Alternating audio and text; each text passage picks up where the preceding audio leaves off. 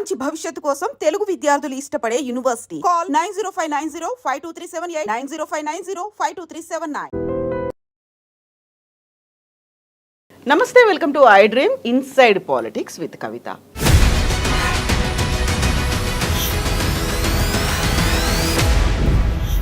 SLBC project మొదలైన దగ్గర నుంచి అవాంతరాలు అడ్డంకులతో స్టార్ట్ అయిపోయింది. ఈ ప్రాజెక్ట్ సడన్గా ఒక అడుగు ముందుకు పడుతుంది అనుకున్న తరుణంలో ఎస్ఎల్బిసిలో అతిపెద్ద ప్రమాదం జరిగింది. టన్నెల్లో 8 మంది ఇంకా చిక్కుకొని పోయారు. వారిని బయటకు తీసుకొచ్చే ప్రయత్నాలు ఇంకా కొనసాగుతున్నప్పటికీ అతి కష్టతరమైనటువంటి వ్యవహారంగా అది కొనసాగుతోంది. యాక్చువల్గా ఎస్ఎల్బిసి ప్రాజెక్ట్ అనేది ఎందుకు అవసరం ఏర్పడింది, దానికోసం ప్రభుత్వాలు ఎందుకు పట్టుపట్టాయి, అక్కడ ఉన్నటువంటి రైతు సంఘాలు ఎందుకని ఉద్యమాలు చేశాయి, ఓవరాల్గా ఎన్విరాన్మెంట్ రిలేటెడ్గా ఎస్ఎల్బిసి ప్రాజెక్ట్కి అవాంతరాలు ఎందుకు జరిగాయి. మనతో పాటుగా ఉన్నారు వాటర్ ఎక్స్పర్ట్ ప్రకాష్ గారు. ప్రకాష్ గారు నమస్కారం అండి. సో ఎస్ఎల్బిసి ప్రాజెక్ట్ అనేది ముందు నుంచి అవాంతరాలు అడ్డంకులు అన్నీ ఉన్నాయి. ఇప్పుడు జరిగినటువంటి అతిపెద్ద ప్రమాదం తర్వాత యాక్చువల్గా ఎస్ఎల్బిసి ప్రాజెక్ట్ మనకెందుకు అవసరం అనేటువంటి చర్చ ఎందుకు వచ్చిందంటారు? నిజాం పీరియడ్లో ఒక ఏలేశ్వరం ప్రాజెక్ట్ అనేది ఒకటి నల్గొండకు నీళ్ళు ఇవ్వడానికని డిజైన్ చేశారు. అప్పుడు ఇండియన్ ఇరిగేషన్ కమిషన్ 1903లో బ్రిటిష్ ప్రభుత్వం నియమించినప్పుడు ఒక 2 జిల్లాలు తెలంగాణలో, హైదరాబాద్ స్టేట్, తెలంగాణ ప్రాంతంలోని మహబూబ్నగర్, నల్గొండ, వీటిని కనుక మీరు పట్టించుకోకపోయినట్టయితే ఇది శాశ్వతంగా ఎడారిగా మారిపోతాయని చెప్పి ఆ కమిషన్ రిపోర్ట్లో రాశారు. దాని మీద నిజాం బాగా ఆలోచించి అలీ నవాజ్ జంగ్ అప్పటి చీఫ్ ఇంజనీర్ ఆయనకు అసైన్మెంట్ ఇచ్చి ఈ 2 జిల్లాలకు ఏమైనా ప్రాజెక్ట్స్ రూపకల్పన చేయాలన్నప్పుడు ఒక 3 ప్రాజెక్ట్స్ మహబూబ్నగర్కు, అప్పర్ కృష్ణ, భీమా, తుంగభద్ర 174 టీఎంసీలు అవి రాలేదు. అట్లాగే నల్గొండకేమో ఏలేశ్వరం ప్రాజెక్టు, ఇది 1942-43 నాటికే ప్రాజెక్ట్ రిపోర్ట్ తయారు చేశారు. ఆ ప్రాజెక్ట్ వచ్చుంటే 10 లక్షల ఎకరాలకు నల్గొండ, వరంగల్, ఖమ్మం జిల్లాల్లో నీళ్ళు వచ్చేటి. అయితే ఆ ప్రాజెక్ట్ రిపోర్ట్ చూశాక ఆంధ్ర ప్రాంతం వాళ్ళు మద్రాస్ స్టేట్లో ఉన్నారు. అప్పుడు వాళ్ళు ఏం చేశారంటే, ఎట్లాగో మీరు ప్రాజెక్ట్ కడతామంటున్నారు, మేము కూడా పొత్తు కలుస్తాము, మా గ్రావిటీతో మాకు కూడా కెనాల్స్ వస్తాయి అంత హైట్ నుంచి, కాబట్టి మనం కలిసి కట్టుకుందామని నిజాంను ముందు పోనీయలే. ఒకవేళ పోనిచ్చుంటే తుంగభద్ర ప్రాజెక్ట్ ఎప్పుడైతే అయిందో ఈ ప్రాజెక్ట్ కూడా అప్పుడే అయ్యేది. 2 గుట్టల నడుమ ఏలేశ్వరం అని ఒక ఏరియాలో ఇది కట్టాలని. అయితే కృష్ణానది అక్కడ ఏమైందంటే ఏలేశ్వరం దాటిన తర్వాత హెయిర్ పిన్ బెండ్ అవుతుంది. హెయిర్ పిన్ బెండ్ అయినప్పుడు దాని ఏదైతే డ్యామ్ సైట్ ఉంటుందో అది ఇట్లా మూల తిరిగింది. ఇట్లా అంతకుముందు కడితే ఏమయ్యేదంటే ముంపు ఆంధ్రకు ఉండేది, గుంటూరు జిల్లాకు, వంపు తెలంగాణకు ఉండేది. తెలంగాణకు చాలా ఫ్లో అనేది చాలా, ఇప్పుడు రైట్ కెనాల్ నాగార్జున సార్ నీళ్ళు ఎట్లా పోయేదో అంత ఫ్లో ఉండేది ఇక్కడ ఈ 3 జిల్లాలకు 10 లక్షల ఎకరాలకు. అయితే కేఎల్ రావు ఏం చేశాడంటే, ఏలేశ్వరం దగ్గర డ్యామ్ కట్టినట్టయితే ఆంధ్రకు నీళ్లు రావడం కష్టమవుతుంది, గార్జ్ పోర్షన్ ఉంటుంది, గుట్టలు ఉంటాయి, కాబట్టి కిందికి కట్టినట్టయితే మాకు మీకు ఇద్దరికి కన్వీనియంట్గా ఉంటుందని. అప్పుడు నీళ్ళల్లో పెద్ద ఎక్స్పర్ట్స్ లేరు. ఆయన నవాబ్ అలీ నవాజ్ జంగ్ ఎవరైతే ప్రాజెక్ట్ డిజైన్ చేసిండో ఆయన 1949లో చనిపోయిండు. ఆయన డిజైన్ చేసిన ప్రాజెక్ట్ అది. చనిపోయినాక ఏమైంది, పోలీస్ యాక్షన్ తర్వాత మొత్తం ఆంధ్ర ఇంజనీర్స్ వచ్చేసిండ్రు ఇక్కడికి.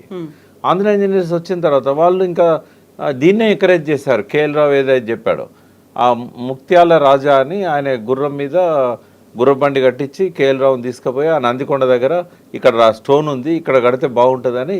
అప్పుడేమైంది, తెలంగాణ ముంపుకు గురైంది, దేవరకొండ, నల్గొండ ఇవన్నీ ముంపుకు గురైనాయి, వంపేమో ఆంధ్రకైంది. అందుకే ఇవాళ 21,000 క్యూసెక్ల కాల్వనేమో ఆంధ్రకు పోతుంది, హార్డ్లీ 11,000 క్యూసెక్లు ఒక టీఎంసీ కూడా తెలంగాణకు వస్తలేదు. దానికి కూడా ఏం చేస్తారంటే రిజర్వాయర్లకు వెళ్ళి ఒక చిన్న కాలువ తీసి 3 తూములు ఉంటాయి, చిన్న తూములు, అందులోకి వెళ్ళి బయటికి పంపిస్తూ ఉంటారు. దీనివల్ల ఏం జరిగిందంటే హైట్ నుంచి డౌన్కి వచ్చేసరికి ఒక 5-6 లక్షల ఎకరాలకు నీళ్లు రావాల్సింది రాకుండా పోయింది. నాగార్జున సార్ ఆయకట్టు ఇప్పుడు కేవలం 5.5 lakhs ఎకర్స్, మ్యాక్సిమం 6 lakhs ఎకర్సే నల్గొండకు ఉంది. ఇంకో 2 లక్షలు చిల్లర, అంటే నల్గొండ ఖమ్మం కూడా కలిపి కూడా మనకు 6 లక్షల ఎకరాలు కూడా రాలేదు. మళ్ళీ నూజివీడు దాకా దాన్ని పొడిగించారు. అయితే కేఎల్ రావు చేసిన ఈ అన్యాయాన్ని ఎట్లా సరి చేయాలి, నల్గొండ ప్రజలు చాలా బాధలు పడుతున్నారు. ఏలేశ్వరం ప్రాజెక్టే ఆ రోజు వచ్చుంటే ఈ టన్నెల్ అక్కడ అవసరం లేకపోయేది. దీంతో ఎందుకంటే అది కింద కదా, శ్రీశైలం నుంచి డౌన్కి వచ్చినాక ఇప్పుడు నాగార్జున సార్ ముంపు ఏరియాలో ఏలేశ్వరం ఉంది, కాబట్టి మనకి చిక్కులు ఉండకపోయేది, టన్నెల్ ఇది అంత ఉండకపోయేది, మంచిగా గ్రావిటీతో నీళ్ళు వచ్చేటి. అయితే అది రాకపోవడం వల్ల నాగార్జున సార్ కట్టినా కూడా ఫ్లోరైడ్ అఫెక్టెడ్ ఏరియాకు నీళ్ళు రాలే. దానివల్ల ఇవాళ ఎంతమంది సఫర్ అవుతున్నారు, దాదాపు కొన్ని వేల కుటుంబాలు 30 ఏళ్ళకే ముసలోళ్ళు అయిపోయి ఫ్లోరైడ్తో చాలా బాధలు పడ్డారు. దీనికి కారణం ఆ ప్రాజెక్ట్ రాకపోవడం. అయితే ప్రత్యామ్నాయం ఏదైనా చేయాలని చెప్పి ఈ అన్యాయాన్ని 69 ఉద్యమంలో జయశంకర్ లాంటి వాళ్ళు ఆయన ఒక బుక్ రాశాడు జయశంకర్. అందులో ఇది ప్రత్యేకంగా మెన్షన్ చేశాడు. నల్గొండ నష్టపోయింది ఏలేశ్వరం కనుక రాకపోవడం వల్ల.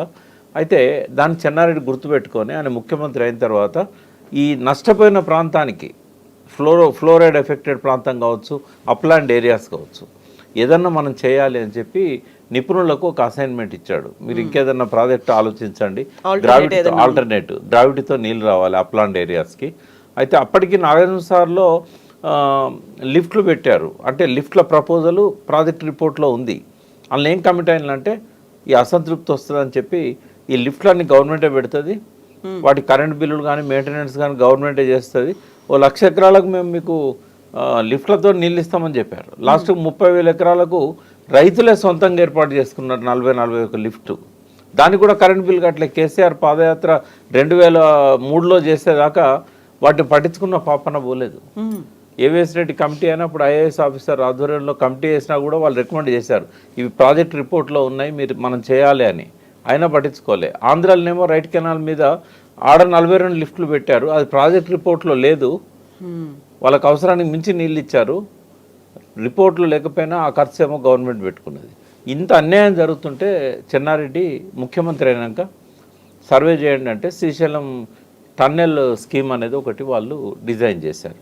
1980 నాటికే రిపోర్టు అంజయ్య ఈ రిపోర్ట్ ఆర్డర్ ఇచ్చాడు, కానీ రిపోర్ట్ వచ్చే నాటికి ఆయన దిగిపోయాడు. అంజయ్య టంగుటూరు అంజయ్య గారు అప్పుడు ముఖ్యమంత్రి. అంజయ్య గారు ముందు పెట్టారు. అంజయ్య గారు అక్కడ అక్కమ్మ బిల్లం దగ్గర ఇనాగరేషన్ కూడా చేశాడు శ్రీశైలం దీనికి టన్నెల్ స్కీమ్కి. చేసిన తర్వాత ఎన్టీ రామారావు వచ్చాడు. ఈ పనులు ఇంకా మొదలు కాలేదు, రిపోర్ట్ అంతా తయారైంది, పర్మిషన్లో పోవాలి కదా, 17 శాఖల నుంచి రావాలి. అయితే అప్పుడు వచ్చిన ఎన్టీ రామారావు ఏం చేసిందంటే నల్గొండ ఎమ్మెల్యేలు అందరినీ పిలిచి అఖిలపక్ష మీటింగ్ పెట్టి ఈ టన్నెల్ ఇప్పుడు అయ్యేదా పోయేదా, 40-50 కిలోమీటర్స్ టన్నెల్ అని అంటే చాలా టైం పడుతుంది, మీకున్న సమస్యలు. ఆయన పొలిటికల్ ముఖ్యమంత్రి కాదు, ఆయన హ్యుమానిటేరియన్ ముఖ్యమంత్రి. ఆ రోజున్న పరిస్థితి చూశాడు, ఇదంతా లేట్ అవుతుంది, మీకు నీళ్ళు ఇవ్వాలనే సంకల్పం ఉంది నాకు, మీరు తొందరగా అవుతుంది లిఫ్ట్ పెట్టుకోండి, దాన్ని నేనేం క్యాన్సిల్ చేయను, అది అట్లే ఉంటుంది, మీరు తర్వాత అది చేసుకోవచ్చు, ముందైతే లిఫ్ట్ పెట్టుకోండి అని చెప్పాడు. అఖిలపక్షంలో కూడా అందరూ కొంచెం వాదించిన తర్వాత లాస్ట్కి ఒప్పుకున్నారు, అదేం రద్దు చేయట్లేదు కదా, గ్రావిటీతో వచ్చేదాన్ని లిఫ్ట్ ఎందుకు తీసుకోవాలనేది ఒక ప్రశ్న వచ్చింది. ఇట్లా తాత్కాలిక మెజర్గా లిఫ్ట్ పెట్టుకుందాం, తర్వాత గ్రావిటీతో వచ్చినాక లిఫ్ట్ తీసేద్దామని అన్నాడు. అన్న తర్వాత ఒప్పుకున్నారు. ఒప్పుకున్న తర్వాత 10 ఏళ్ళు పట్టింది ఆ లిఫ్ట్కు శ్రీకారం చుట్టడానికి. అది కూడా ఎందుకు కలిగింది, ఈయన అన్నాడు కానీ ముందు పోలే ఫైలు. తర్వాత 5+2 7 ఏళ్ళు ముఖ్యమంత్రిగా ఉన్నాడు, 78 దాకా ఉన్నాడు కదా ఎన్టీ రామారావు. ఏం చేయలేకపోయాడు. 87 దాకా 87 దాకా ఉన్నా కూడా ఏం చేయలేకపోయాడు. దాని తర్వాత జలసాధన ఉద్యమం మొదలైంది దుచ్చర్ల సత్యనారాయణ ఆధ్వర్యంలో. 500 మంది పార్లమెంటుకు నామినేషన్లు వేశారు 96లో. అప్పుడు చంద్రబాబు ముఖ్యమంత్రి. మాధవరెడ్డి దీన్ని పట్టుబట్టాడు, ఎలిమినేట్ మాధవరెడ్డి పట్టుబట్టి ఆ లిఫ్ట్ స్కీమ్ను ముందుకు తీసుకెళ్ళాడు ఆయన. బట్ ఈ టన్నెల్ స్కీమ్ మాత్రం ముందు పోలే. అయితే అనుమతులు వచ్చాయి టన్నెల్కి. టన్నెల్స్ 2 రకాలు ఉంటాయి, ఇప్పుడు అందులోనే ఉన్నాయి 2 రకాల టన్నెల్స్. ఒకటేమో 43.9 అంటే 44 కిలోమీటర్స్ ఒక టన్నెల్, ఇప్పుడు ప్రమాదం జరిగింది. ఇంకోటి 7.2 కిలోమీటర్లు. ఈ రెండింటి మధ్యలో డిండి వాగు ఉంటుంది, దాని మీద ఒక రిజర్వాయర్ ఉంటుంది, మిడ్ డిండి రిజర్వాయర్ అని చెప్పి అది ఒక బ్యాలెన్సింగ్ రిజర్వాయర్. అయితే ఆ రిజర్వాయర్లో ఈ టన్నెల్ వచ్చి పడుతుంది వాటర్. మళ్ళీ అక్కడి నుంచి ఇంకొక టన్నెల్ స్టార్ట్ అవుతుంది. ఆ టన్నెల్ పెండ్లిపాకల రిజర్వాయర్ అని ఇంకో బ్యాలెన్సింగ్ రిజర్వాయర్, దాని దాకా ఆ టన్నెల్లో పోతాయి. ఆ టన్నెల్ అక్కడి నుంచి కాలువ ద్వారా వస్తాయి. మళ్ళీ ఈ ఏఎంఆర్ ప్రాజెక్ట్ అని ఏదైతే లిఫ్ట్ స్కీమ్కు పెట్టారో ఎలిమినేట్ మాధవరెడ్డి ప్రాజెక్ట్ అని, ఆ మెయిన్ కెనాల్కు మళ్ళీ కలుపుతారు అన్నట్టు. అయితే అడ్వాంటేజ్ ఏంటి అంటే టన్నెల్ పూర్తి అయితే గ్రావిటీతో నీళ్ళు వస్తాయి. బట్ ఎప్పుడు ఎప్పుడు పూర్తి అవుతుంది అనేది మాట్లాడదాం. 854 అడుగుల దాకా నీళ్లు ఉన్నప్పుడే, అంతకంటే తక్కువ ఉంటే రావు. ఇక్కడ ఆశ్చర్యం ఏంటంటే రాయలసీమ ఎత్తిపోతల పథకం జగన్ తీస్తున్నది 798. 798 దగ్గర వచ్చిన నీళ్ళన్నీ ఆయన తీసుకుపోతూ ఉంటే 854 ఎన్నడు రావాలి? రెండవది పొరపాటున వచ్చినాయి అనుకుందాం, 802 దగ్గర ముచ్చుమర్రి అని చెప్పి అక్కడ నుంచి అందిరెడ్డి ద్వారా మళ్ళీ పెన్నా నది బేసిన్ ఇంకో ప్రాజెక్టు, కేసీ కెనాల్ కూడా వాళ్ళు పెట్టారు. ఇటు కేసీ కెనాల్కు అటు అందిరెడ్డి వాకు, అక్కడ అదొక ఆటంకం. కైలాసంలో నిచ్చెనెక్కుతూ ఉంటే పాములు మింగుతూ ఉంటాయి కదా, ఆ నీళ్ళు లెవెల్ పెరుగుతున్న కొద్దీ ఇవి తీసుకుపోతూ ఉంటాయి. లాస్ట్కి 841 వచ్చేసరికి పోతిరెడ్డిపాడు ఎంత పెద్దది అంటే రోజుకి 5-6 టీఎంసీలు తీసుకుపోవచ్చు. ఇంకెన్నడు రావాలి? ఇప్పుడు ఇది టన్నెల్ పూర్తయినా కూడా ఆశపడని తప్పితే నీళ్ళు వస్తాయి అందులో. సరే మొదలు పెట్టిండు. కేసీఆర్ గారు పవర్ ప్లాంట్ ప్రజెంట్ చేసినప్పుడు అసెంబ్లీలో చెప్పిండు, ఇదో అంటే ఆయన చెత్త అనలేదు కానీ ఇదో దిక్కుమాలిన ప్రాజెక్ట్ అనే పద్ధతిలో మాట్లాడాడు ఆయన. ఎందుకంటే ఇప్పుడు మొదలు పెట్టిండు, మేము ఆపలేము, అది ముందుకు పోదు వెనుకకు పోదు, అలా అన్ని సమస్యలు అందులో ఉన్నాయి.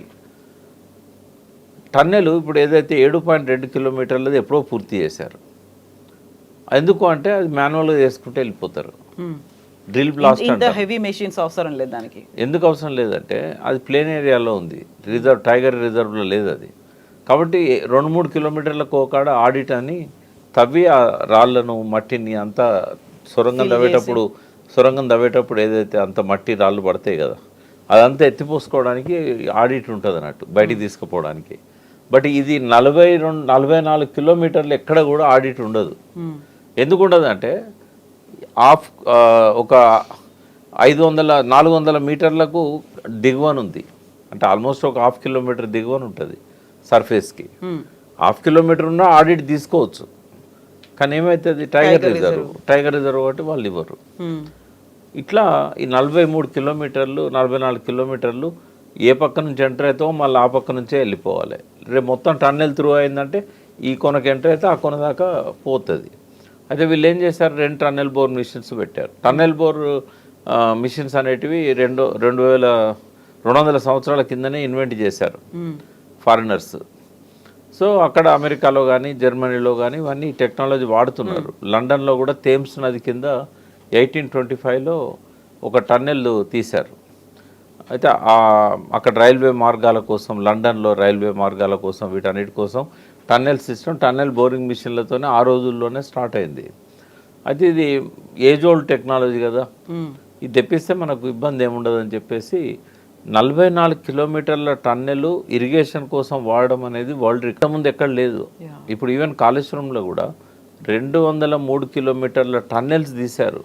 కానీ లెంత్ ఎంత అంటే లాంగెస్ట్ టన్నెల్ లెంత్ 17 కిలోమీటర్లే.